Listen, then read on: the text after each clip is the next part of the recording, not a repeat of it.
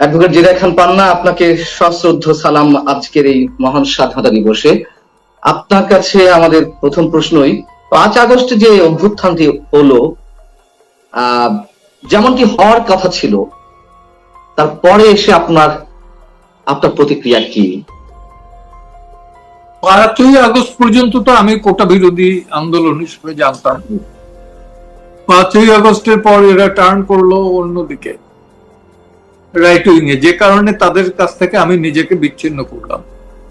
এবং আমার কাছে যেটা মনে হয়েছে যে এখানে রাষ্ট্রের একটা অঙ্গ বা প্রতিষ্ঠান তারা জামাতকে ইনভাইট করে এখানে করছে, অথচ আইনগতভাবে জামাত কিন্তু নিষিদ্ধ।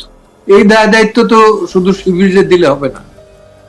আমরা দেখেছি যে যারা মুক্তিযুদ্ধের বিরোধিতা করছে তারা গত 16 বছরে ফুলে ফাইপে তাল গাছ না, কলা গাছও না, তাল গাছ হয়ে গেছে।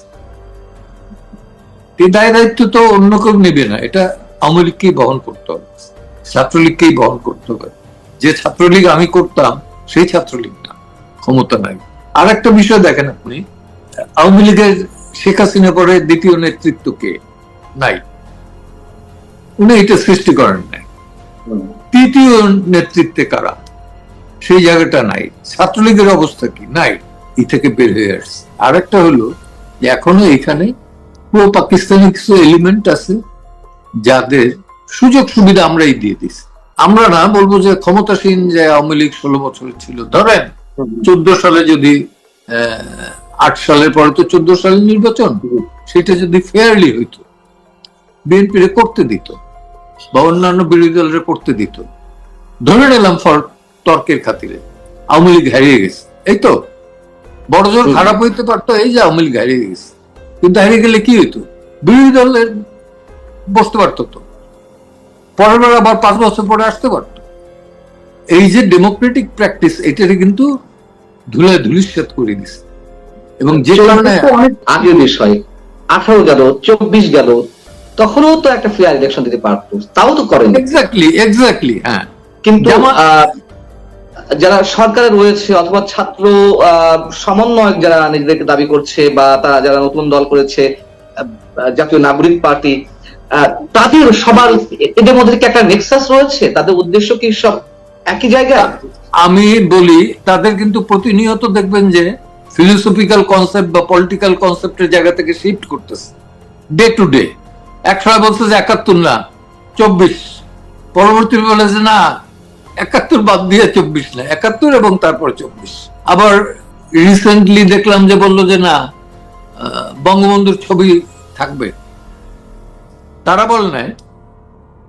তো এখন এইখানে তো আমরা জানি যে এই যে নতুন পার্টিটা হইলো সেইখানে মৌলবাদী শক্তি একটা আছে, এতে কোনো সন্দেহ নাই। এখন তাদের ওই মৌলবাদ কি বা ধর্ম সম্পর্কে কতটুকু আইডিয়া আছে, এটা আপনি একটা ভিডিও দেখলে পরে পাবেন যে নামাজে দাঁড়াইয়া তারা ডান হাতের উপরে বা হাত রাখছে। নামাজে গিয়ে যখন হাত বাঁধতে হয় তখন বা হাতের উপরে ডান হাত রাখতে হয়।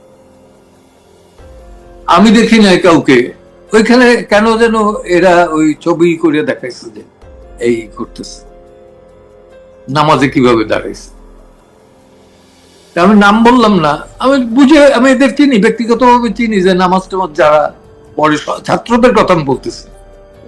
আমি বলতেছি উপদেষ্টাদের, উপদেষ্টা সচিব, এদের মধ্যে ভুল হইতেই পারে, কিন্তু ইন্টেনশনালি হওয়াটা কিন্তু খারাপ। এদের এটা হচ্ছে মেলাইন করা, বঙ্গবন্ধুকে মেলাইন করা। আওয়ামী লীগকে করুক, একটা পলিটিক্যাল পার্টির তো ফেরেশতাদের দল না। এখন যেটা কেন পান্না, আপনার কাছে যে আমি একটা সেন্সিটিভ প্রশ্ন করি, সেটা হচ্ছে যে আপনি তো অবশ্যই মুক্তিযুদ্ধের সপক্ষে মানুষ, আনডাউটেডলি, এটা তো নিয়ে আর কোনো কথা নেই। কিন্তু কথা হচ্ছে যে আওয়ামী লীগ রেজিমের বিরুদ্ধেও অনেকের মতো আপনিও অতিষ্ঠ হয়ে উঠেছিলেন একসময়। আওয়ামী সরকারের পতনের জন্য আপনি রাজপথেও ভূমিকা রেখেছেন, বা যেই আচরণ করছিল সরকার শেষ পর্যায়ে এসে, আপনার কি মনে হয় যে সেটি করে বা রাজপথে থেকে আপনি ভুল করেছেন? না, আচ্ছা, না, আমার সঙ্গী সাথীরা ভুল পথে গেছে, সবাই গেছে তা বলবো না, তা বলবো না। যেমন আমি বলবো যে ধরেন আমার প্রেমিসেস অর্থাৎ লয়ার্স কমিউনিটিতে যে মেসেজটা গেছে তারা আমাকে ভুল বোঝে নাই। আপনার কি মনে হয় যে এখানে যারা এটি নেতৃত্বে ছিলেন বা ছিল তারা প্রতারণা করেছে মানুষের সঙ্গে? যে বাংলাদেশ গড়ার কথা ছিল সেই বাংলাদেশ না গড়ে তারা অন্যদিকে ডাইভার্ট হয়ে অন্য কিছু করার চেষ্টা করছে? কিছুটা তো বটেই, তা না হলে পরে ডক্টর ইউনুস ক্লিনটন ফাউন্ডেশনে কিভাবে বোঝায় যে মেটিকুলাস লিভস? উনি তো নিজেই বলছেন, আমাদের তো হিসাব করতে হয় না। এবং আপনি নিজে বলেন যে 5 তারিখে এদের মুক্ত হওয়ার আগ পর্যন্ত ডিবি হারুনের ওইখান থেকে স্টেটমেন্ট দিল যখন যে মুভমেন্ট তারা বন্ধ করছে, কোটা বিরোধী মুভমেন্ট, তখন তো অলরেডি হাইকোর্ট থেকে অর্ডারটা আমরা পেয়ে গেছি।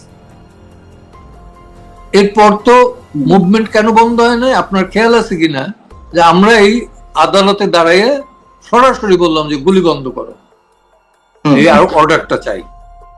এবং এদেরকে ডিবি, আমি বলছি মিডিয়ার সামনে দাঁড়াইয়া যে ডিবি অফিসে ডিবি হারুন কিভাবে ভাতের টেবিলে বসে এইসব কথাবার্তা বলেন, এবং কোর্টে বলছে যে ওনারা কি মস্করা পাইছে নাকি এইটা। জি।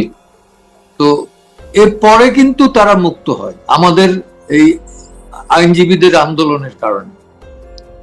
মুক্ত হওয়ার পরই তারা হয়ে গেল, যখন এই গভর্নমেন্ট ফল করলো সাথে সাথে শুনলাম বৈষম্য বিরোধী।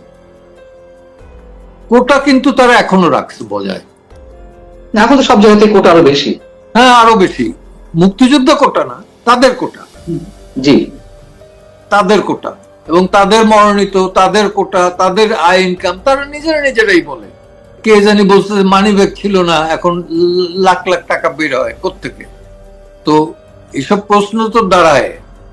এবং আর একটা জায়গায় পড়লাম যে 16 বছরের করাপশন যদি 6 মাসের সাথে তুলনা করা হয়, বড় বড় প্রজেক্ট যেহেতু নাই সেহেতু করাপশন বড় আকারে নাই, কিন্তু ছোট আকারে যা হইতেছে সেটা অচিন্তনীয়। এখন আপনি এটা মনে করেন কিনা কোনটা যে করাপশন আগের তুলনায় বেড়েছে? শেখ হাসিনা রেজিমের সময় যা ছিল ছোট ছোট করাপশন সম্মিলিত করলে 15 বছরকে হার মানাবে, এরকম কিছু? আপনি কি, আরেকটা প্রশ্ন করি আমি, আপনি কি মনে করেন 15 বছর এরা টিকবে? না, গত 7-8 মাসে যা হয়েছে, না, যেটা হয়েছে সেটা তো অকল্পনীয় এদের। এবং যেসব এনার্কি তারা সৃষ্টি করছে 32 নাম্বার থেকে শুরু করিয়া বিভিন্ন মন্ত্রী, লোকজন, এদের বাড়ি অ্যাটাক, এদের গায়ে অ্যাটাক, এদের গণহারে মামলা, কারাগারে অত্যাচার, মানে বিয়ন্ড কন্ট্রোল। অর্থাৎ গভর্নমেন্টেরও এখানে কন্ট্রোল আছে বলে আমার মনে হয় না, কারণ অনেকের চিনি তো আমি। কিন্তু তাদেরকে তো রেসিস্ট করা হচ্ছে, যেমনটা আওয়ামী লীগ রেসিস্ট করেছিল, বিএনপি কিংবা জামায়াতের রাজনীতি করতে দেয়নি, ব্যানার নিয়ে নামতেও দেয়নি দীর্ঘ বছর। ঠিক ডিস্ট্রিবিউট করতে দেয় না। জি, একই চিত্র আমরা এখন দেখছি। রেসিস্ট করা এক ধরনের প্রবণতা এবং হুঙ্কার, নানান ধরনের হুঁশিয়ারি, তার মধ্য দিয়ে কি আপনি বলছেন স্বাভাবিক প্রক্রিয়াতেই আওয়ামী লীগের জায়গায় চলে আসবে? আমি তাই মনে করি, কারণ স্বাভাবিক ইসের ভেতর থেকে যদি না আসতে পারে তাহলে তেমনি শেষ। ব্যান্ড করলে পরে কোনো রাজনীতি কি ব্যান্ড করতে পারে নাকি? সারা পৃথিবীতে ব্যান্ড ছিল, কমিউনিজম ব্যান্ড ছিল, মার্কসের বই পড়া ব্যান্ড ছিল। সেই জায়গা থেকে বাংলাদেশকে নিয়ে আপনি আন্তর্জাতিক যে খেলাগুলো চলছে সেই মানে কোন পক্ষের জয় আপনি দেখতে পাচ্ছেন? মানে কাদের জয় হবে ইমিডিয়েটলি, মানে অদূর ভবিষ্যতে? অদূর ভবিষ্যতে জনগণের জয়। আর একটা অভ্যুত্থান ঘটবে নাকি স্বাভাবিক প্রক্রিয়া নির্বাচনের মাধ্যমে ক্ষমতা হস্তান্তর করবে? নির্বাচনের মাধ্যমে ক্ষমতা হস্তান্তর হবে। তার কোনো লক্ষণ আপনি দেখছেন? মঙ্গলবারও জাতির উদ্দেশ্যে ভাষণে আমাদের প্রধান উপদেষ্টা বলেছেন ডিসেম্বর থেকে জুনের মধ্যে, 2026 জুনের মধ্যে। কদিন আগে আবার তিনি বলেছিলেন যে ডিসেম্বর, তার আগে বলেছিলেন আবার ডিসেম্বর থেকে জুনের মধ্যে। তো তিনি কি তার কথায়, তিনি তার দলটাকে তৈরি করতে পারেন না এখনো। সেই দলটা হলো এই যে কি এনসিপি, জাতীয় নাগরিক পার্টি। জাতীয় নাগরিক পার্টি। তো সেই এনসিপি এখনো সেইভাবে তৈরি হয় নাই। বেসিক্যালি তো উনি এটার হোতা। উনি যদিও দাঁড়াবেন না, আমার বিশ্বাস উনি দাঁড়াবেন না, কিন্তু উনি চান যে এরা আসুক ক্ষমতায়। তো সেটা আমার মনে হয় না যে সম্ভবপর হবে। এবং সে নির্বাচন, মানে আপনি আশা করছেন নির্বাচনের মাধ্যমে ক্ষমতা হস্তান্তর ঘটবে, কিন্তু তার আগে কি আরো অনেক ধরনের খেলা আমরা দেখতে পারবো? হ্যাঁ, অনেক ধরনের খেলা। কি একটা খেলা বলি, আওয়ামী লীগের পতন হয় যাতে, এতে তো বিএনপির একটা বিশাল ভূমিকা ছিল। 15-16 বছর ধরে তো বিরোধিতা করে আসছে এই বিএনপি, জি, তাই না? তো সে বিএনপি কি নির্বাচন এত তাড়াতাড়ি ছেড়ে দিবে? কোন রকমের নট এট অল, ছাড়বে না। জি, আওয়ামী লীগ যদি ধরেন ব্যান করে দিল, আওয়ামী লীগ যারা করে তারা কি স্বতন্ত্র দাঁড়াইতে পারবে না? সেটা ঠেকাবেন কিভাবে? অন্য একটা দল নাম নিয়ে তারা নামতে পারবে না? পারবে। এবং এখানে তো তারাও আবার বলতেছে যে যারা এই গণহত্যার সাথে জড়িত না, তারা আওয়ামী লীগ থেকে দাঁড়াইতে পারবে। এখন আবার শুনতেছে যে না, সাংগঠনিক ভাবে তাদেরকে কি করো, নিষিদ্ধ করো। তারাও কিন্তু, যারা এই দাবিগুলো তুলছেন, তারাও যে খুব শক্তভাবে আছেন আমার মনে হয় না। আমরা শেষ করবো অ্যাডভোকেট জেরা খান পান্না, এবং আরেকটা প্রশ্ন করতেই হচ্ছে আপনার কাছে, জানতে চাই যে যেটি শুরুর দিকে আমি একটু ইঙ্গিত দেওয়ার চেষ্টা করছিলাম, সেনাবাহিনীকে আক্রমণ করে কথা যত্রতত্র যেমন ইচ্ছে যার তার মুখ থেকে, এবং সেনাবাহিনী মানে ক্যান্টনমেন্ট আক্রমণ করা, গড়িয়ে দেওয়া, সেনা প্রধানকে অন্যরকম অপদস্থ করার মতো ল্যাঙ্গুয়েজ ইউজ করা, এই সব কিছু কিসের লক্ষণ? লক্ষণটা ভালো না। তার অর্থ এই না যে সেনাবাহিনীর গালি দিলে পরে কালকে সেনাবাহিনী এসে আমাকে অ্যাটাক করবে, তা না। তার একটা ডিসিপ্লিন ফোর্স, তাই না? তারা ডিসিপ্লিন ফোর্স, কিন্তু যারা এগুলো করতেছে তারা বেসিক্যালি চাচ্ছে একটা এনার্কির ভেতরে দেশটাকে নিয়ে যাওয়ার জন্য। তারা দেশটাকে নিয়ে যাওয়ার জন্য এই ক্যান্টনমেন্ট পুড়িয়ে দেবে, অমুক করবে তমুক করবে, এই আউল ফাউল কথাগুলো বলতেছে, অথবা মার্শাল ল সেইটার জন্য বলতেছে।